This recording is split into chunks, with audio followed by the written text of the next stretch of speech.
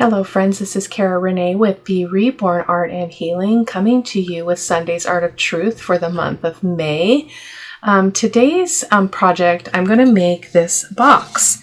So as you can see, I have already given it a coat of gesso, and that's just because it's just good to have a prepped layer because I often don't know what I'm going to do. And now that I'm thinking about this, I'm thinking I actually want to put some paper on it, just some scraps of script and such. So that's just occurring to me at this moment. So I think that's what we're going to do.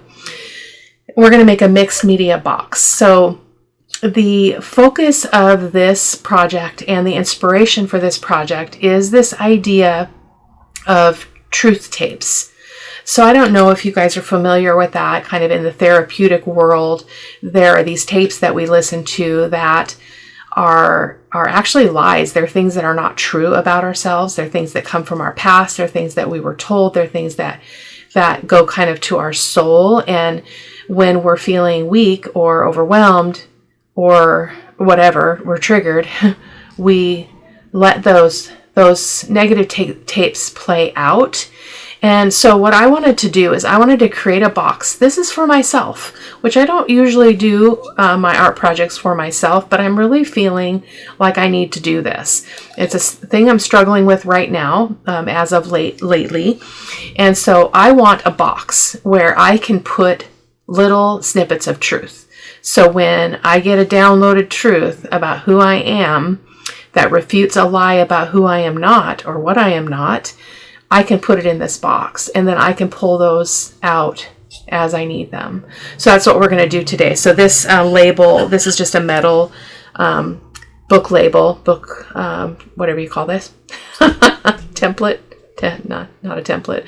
Anyway, I did give it a light coat of gesso as well, just so that it can receive some paint. But we're going to put truth in there. And so it's going to be my truth box, and I'm calling it, I'm seeing it as the truth tapes, but you can, take that as you will.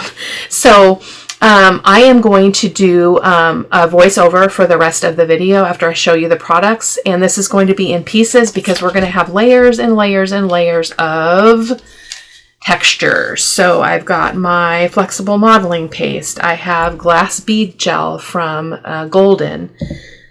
Fiber paste. I haven't used this in a mixed media project, so I'm looking forward to trying that. And then my crackle paint. The paints that I've chosen are my favorite kind of grungy mixed media colors, and they're I like the Nicolazo yellow because we get this really bright, vibrant, almost iridescent yellow to parts of the project. We'll see how much shows because it's kind of a little surface, and I'm going to just really, really texture this up, because that's healing for me. I'm going to be using my raw umber fluid acrylic, and I'm going to be using phthalo turquoise. So usually I go for the cobalt turquoise or the teal, but I'm going to go for this. It's much more vibrant and it's pretty transparent. So we're going to be using that. So we are a long way from using paint though, so I'm going to set those over there. I just set my gesso out just so I could talk about the fact that I had gessoed these pieces. I didn't catch this, I realized after I was done, but that's not a big deal. And I think there's really no point to putting any paint on here before I put texture on. So we'll put all the texture on, and then we'll come over it with paint. And then I've got some waxes that I want to try and use. I used to use waxes a lot, the Art Alchemy waxes, but mine all dried up. They were in a little tin, and they all dried up. So I got them in the tubes, and they won't dry up in the tubes, or they shouldn't, so provided that they're capped correctly.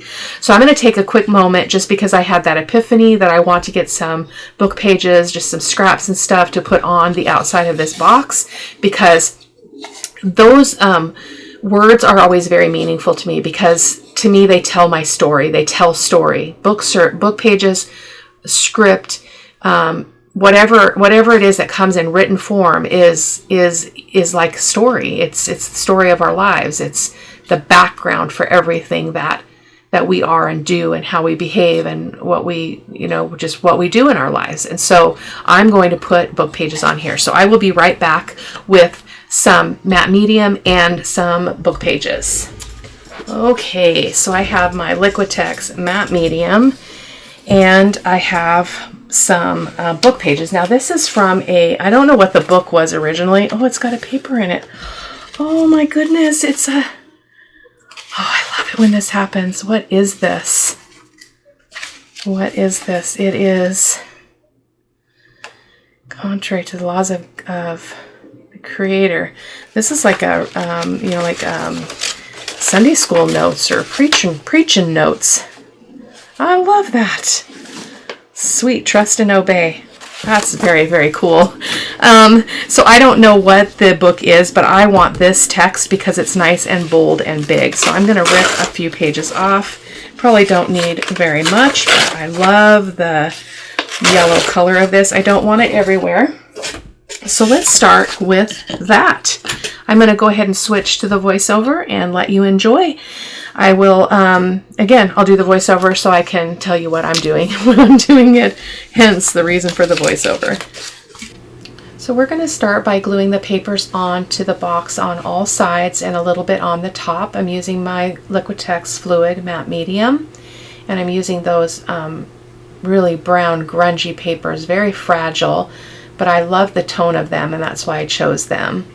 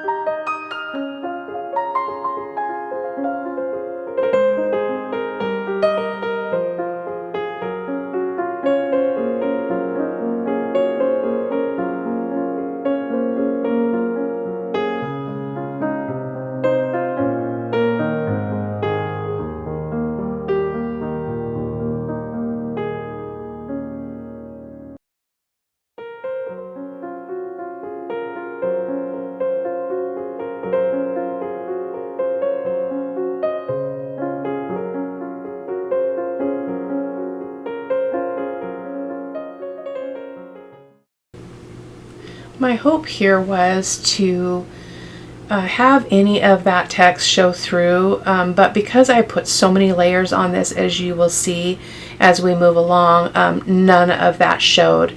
But part of the story of mixed media, and especially mixed media where I'm inspired, such as I am this time, I know that the words are there and I know what they mean. As I mentioned in the introduction, they mean story. Words, books, they all are about story, somebody's story. And so I know that they're under there. I know what they mean to me. And since this box is for me, I feel pretty good about it. It turned out really nice. So we're going to go ahead and just finish this last bit, and then we're going to dry it. I'm going to go ahead and chat with you for just a second, a little bit more about the inspiration. As I've mentioned before, I do not like to do voiceovers, so I'm working really hard at, slowing some things up, slowing some things down that are sped up so that there's kind of a good flow. So I'm hoping that it's working out okay for you all. So otherwise the video would be way too long. So just wanted to show you what that grungy old paper looks like on those bases. So pretty cool. And see here, I think I'm just thinking about the order in which I want to use the different texture mediums that I picked out. So I decided to start with the fiber paste, and I have not yet used this in mixed media in a project. I have made the skins, as I showed in a video where I was able to die cut out of it, and once it was dry and colorized it and all that was really, really great. So my intention here is to not cover up again all that script, but I am going pretty heavy-handed with this fiber paste. It reminds me of paper paste, which is a product that is sold, I believe, by Finnabair, perhaps, or whatever that company that's associated with her. I apologize, I don't remember off the top of my head, but it's this really fluffy material, and when it dries it looks like paper. That's the idea of the paper paste, as well as this also kind of has that effect. So I'm going a little bit heavy-handed, trying to touch it up. Well, there I was just wiping off any excess that was hanging over. And I'm just going to continue on and do all 4 of the sides, and then we will dry this again, and then we'll move on to the next step.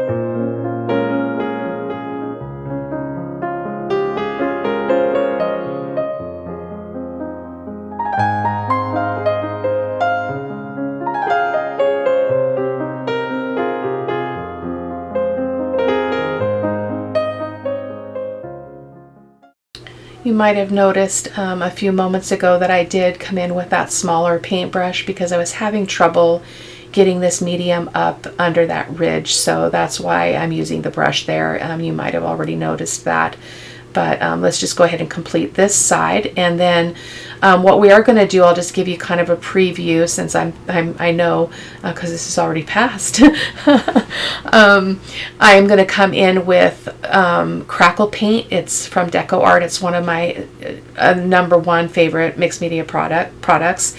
Creates beautiful, beautiful cracked texture, and then after that we're going to come in with the Crackle Glaze, which is also from Deco Art, and to go over the book page that is still visible, because I didn't want that to completely disappear, because the glaze, it actually creates like a thin clear barrier, and so it generally retains whatever's underneath, but for some reason it didn't this time, probably because there was just too much texture. But I absolutely love the texture that we got here, but I do want to come in with some crackle paint because I like the cracks, because they are also a part of the inspiration and the story. Often my story when I'm creating mixed media, I like the cracked look because it reminds me of where I came from, and then my piece is usually about where God has taken me, where He has brought me to wholeness and healing.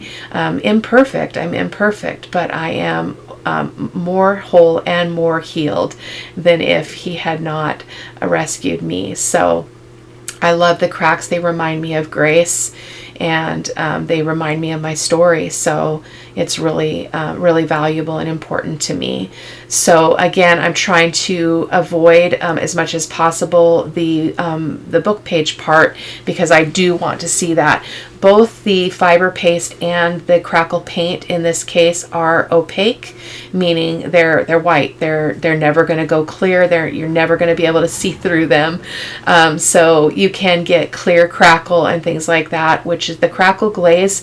If you let it properly dry, it will create a clear crackle. I generally don't use it for that purpose. For one thing, it takes a little bit longer than the crackle paint to crack, and I'm an impatient crafter.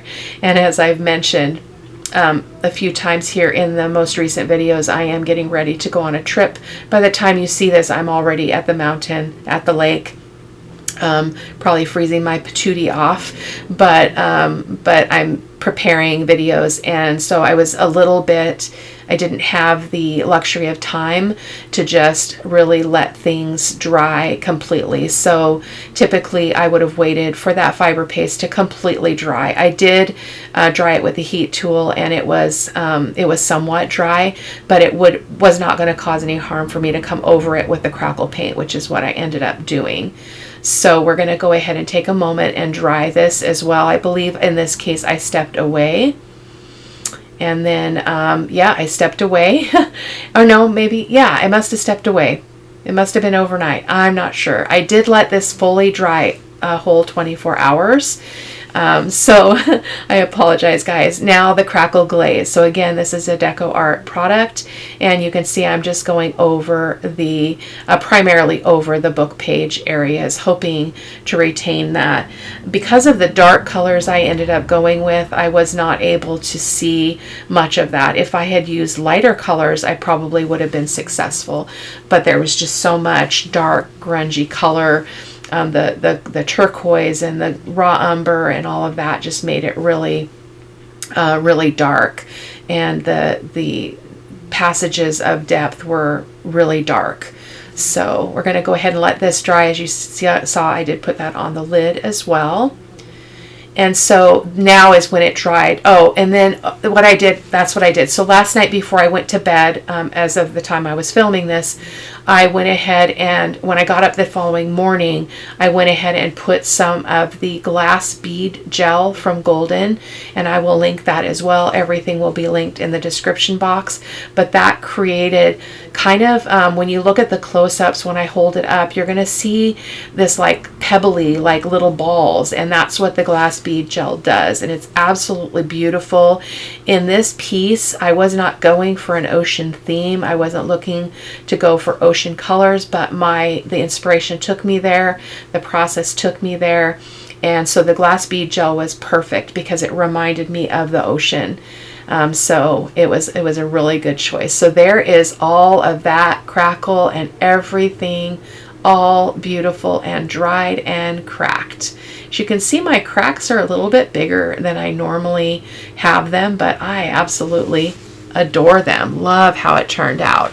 So I'm going to do the same process here with the Nicolazo yellow. I'm sorry, I forgot to mention that. This is Golden Fluid Acrylic, one of my favorite colors, super transparent, super vibrant, and we see that in the end product. So I can see little glimpses of this yellow underneath all of that grunge and layers of texture. So I'm going to go ahead and just let you watch for a moment.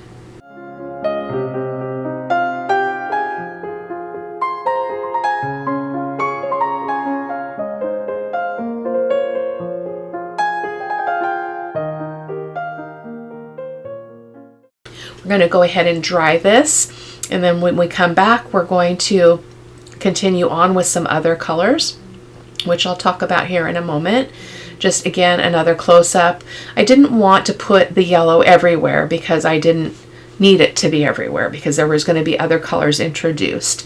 But I love where it showed up. I absolutely love that color. It's so beautiful. And yellow is actually my favorite color. This is more of a golden yellow.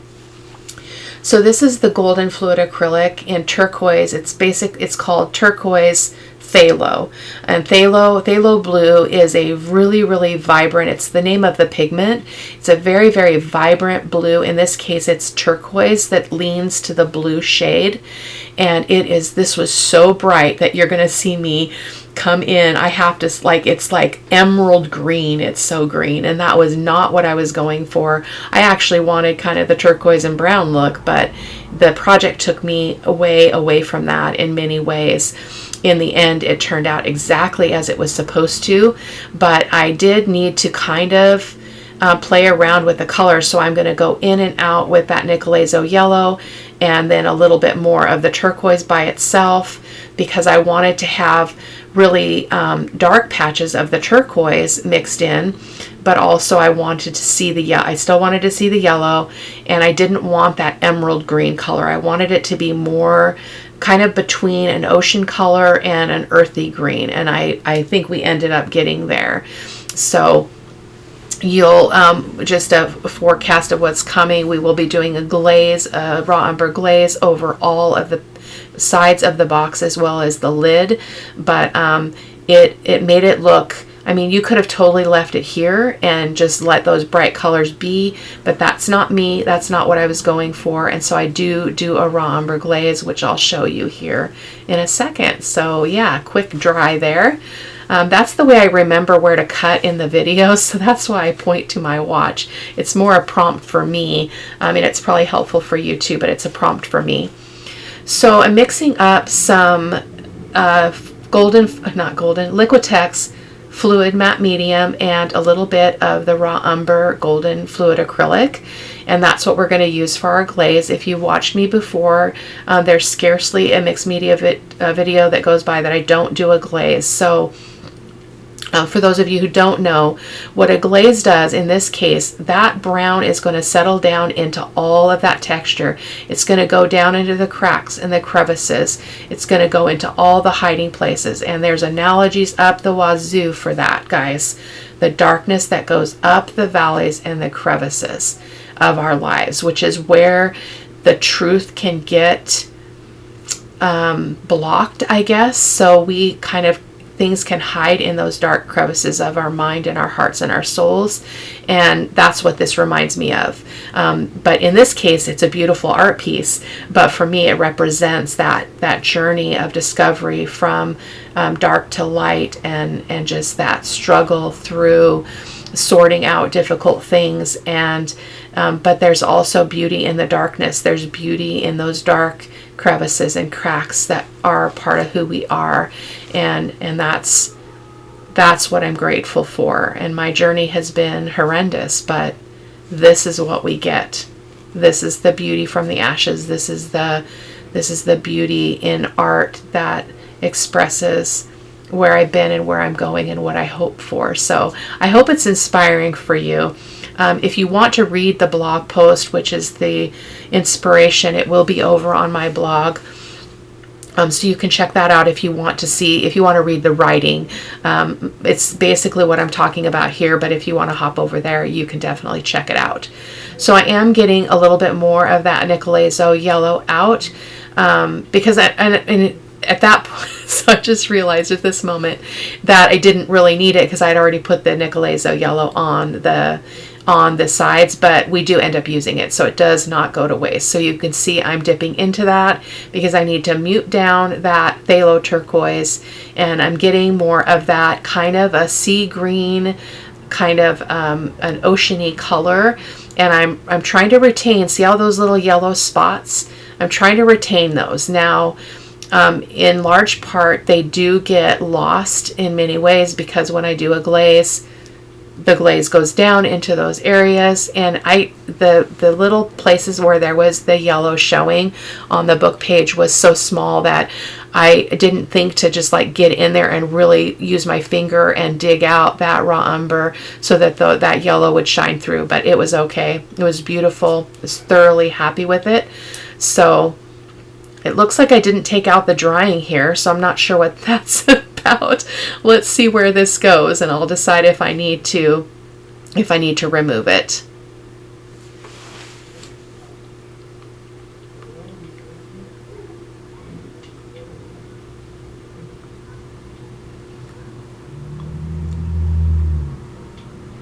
Oh, I see what was going on. I think I was just testing that out to see if I liked the way that was going before I started to do the other 3 sides. So I'm gonna continue in like fashion. I'm gonna set this to music, and I'll be back with you momentarily.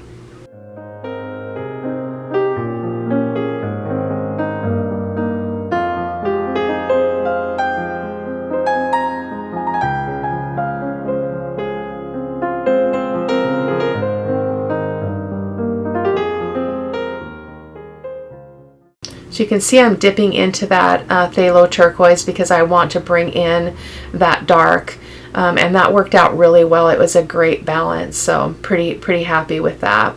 Again, not a color. I don't usually go for that deep of a turquoise in my work unless I am doing something that is specifically ocean. I was actually looking to create something that would be pretty in the studio. I mean, this would be pretty anywhere. A box of truth sitting anywhere would be pretty, but I didn't intend to go this dark. But it just confirms the story and the need for this box for me, and to have it in my space where I'm creating, and this place where I settle at the end of my day to play or to just sit in here and absorb the space. To be honest, my studio is one of my most favorite places in all of the world, and so it's a good place for the box to be. So I'm looking forward to using it as I described in the introduction. So I'm going to be putting some truths in there, some truth tapes. So let's just continue on here.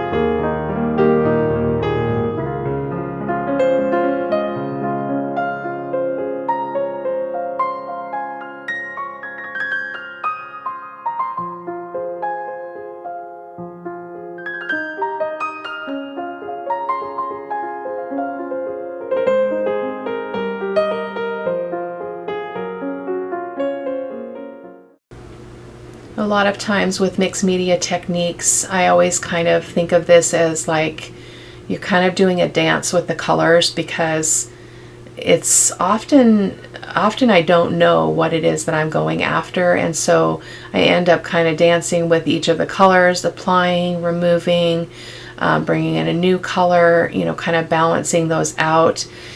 So that's the back and forth that you see here. I want that yellow, but I also want to control that green and have the grunge as well. So that's just kind of part of the magic of it. It can be a little bit frustrating when you're learning, because it's like you can have an idea in your head, and sometimes it just doesn't go that way at all, but embrace it, play. So another quick dry there as well.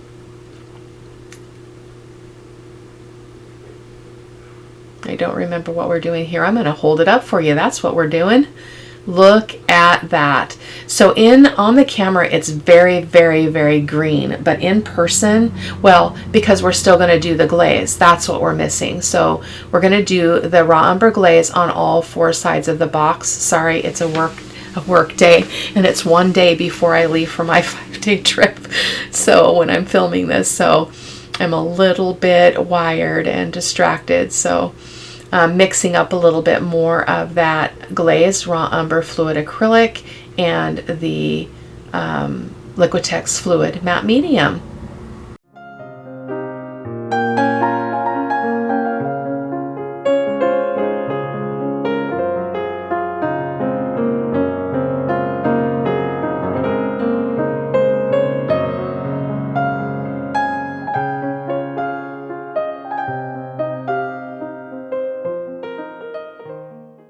And so just to give you a little idea on camera of my action there, I am, when I start at first with just a gentle kind of swiping of that brown off the top, and then I'm using a little bit more pressure to get some of that paint off. So I am using a considerable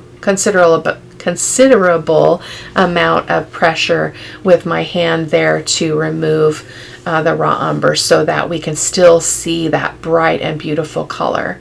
So I'm wondering, I have to look at the box when I'm done with this, because this was the side that had the most yellow, and I'm hoping that if I just turn the box I might see that more of it was retained than I thought it was. I don't want to mess with it when I'm trying to record, but that was the side I liked the best because it did have a lot of yellow. That's the base there where the papers were. Just one more side here. Doing a glaze can be, I get people that like watch my videos and they're like, I can't believe you cover. It's like I gasped. I didn't know what was going to happen when you put that brown paint on.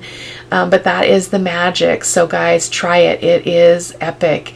And for those of you who are working in junk journals and journal making, these are techniques that you can use in your journals as well. You can make mixed media pockets, mixed media tags, and kind of practice with these techniques. And it's very, very cool. So very, very fun. Thinking, I guess, here with the fingers. Oh, I know. I was trying to think about whether or not I wanted to use my golden fluid acrylic for the painting of these edges. I did decide to go with it because it is very thin, so it dries fast. I can do multiple layers in a very short amount of time. So here I'm going to go ahead and cover those edges, and I'm also going to paint the inside of the box. Off camera, I did put one more coat on those edges as well as the inside and such. So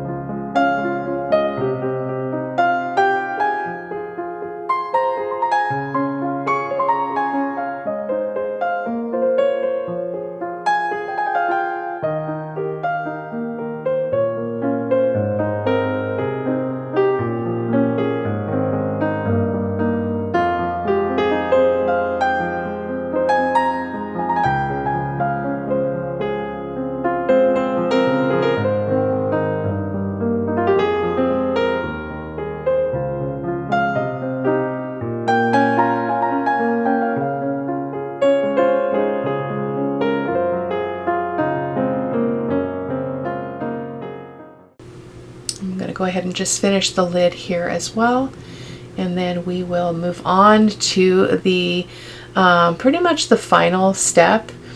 We're going to use some wax, and again, I mentioned it in the intro. I used to use the Art Alchemy waxes a lot in my mixed media work, like a lot when I first started doing this, but I didn't use them for a long time, and they all dried up. So they were in a little tin with a screw-on lid, and they dried out.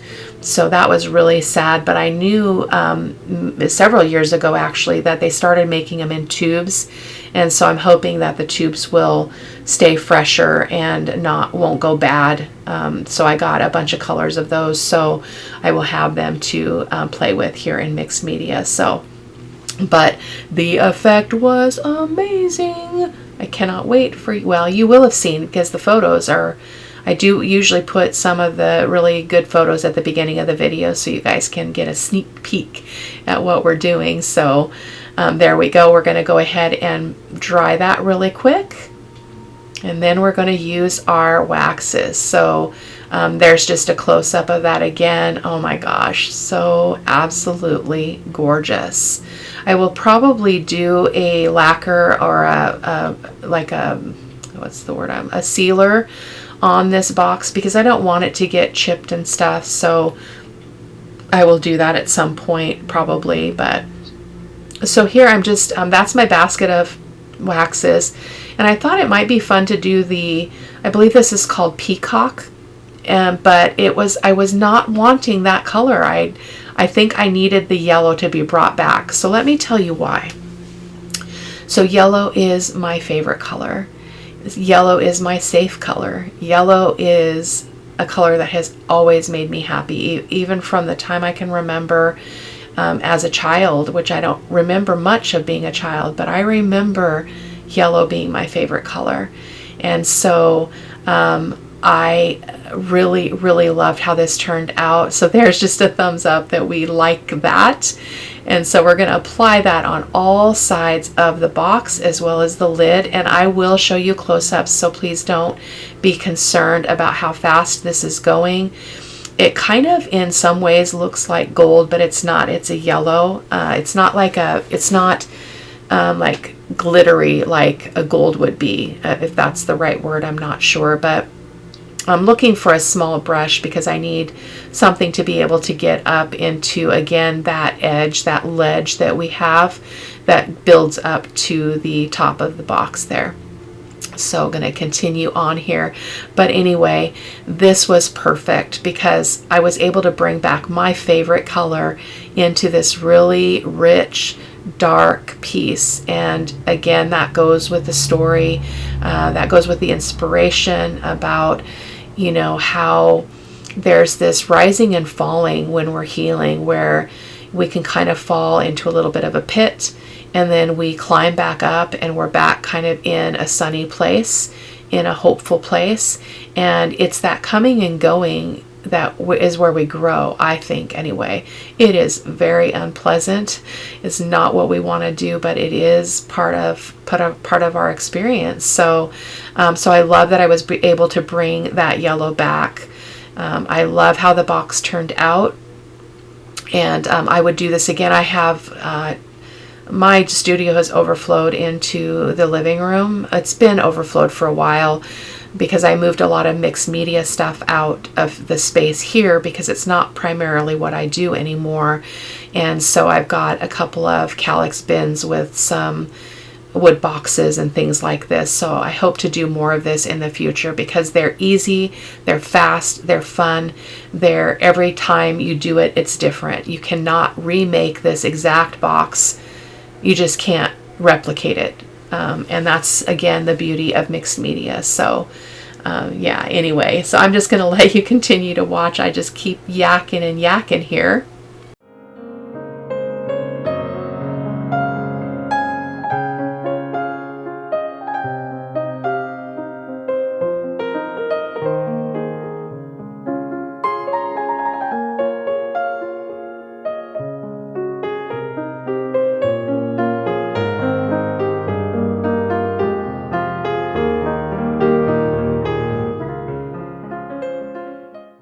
I mean, I guess one could say that it is a little bit of a gold. I'm looking at the box now, even as I'm doing the voiceover, and I see yellow because yellow is what I want. It is definitely more of a yellow gold than my iridescent gold fine that I use often when I'm doing mixed media, and I'll use that on my finger and kind of skip it across the surface.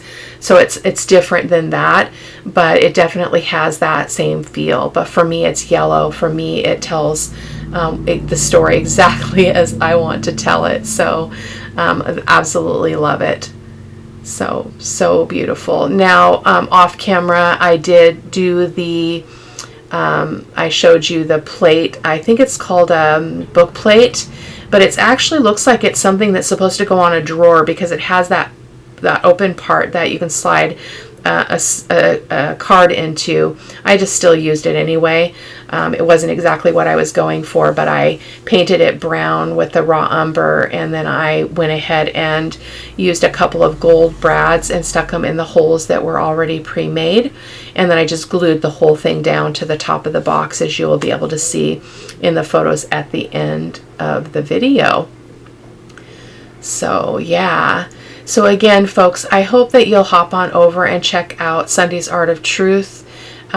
Regardless of what your faith system is, guys, you can glean something from it. I don't ever want to push my faith or my belief systems off on anyone. I'm just sharing my human and personal experience. And so if you want to check it out, the link will be down below in the description box. Take care. Bye-bye.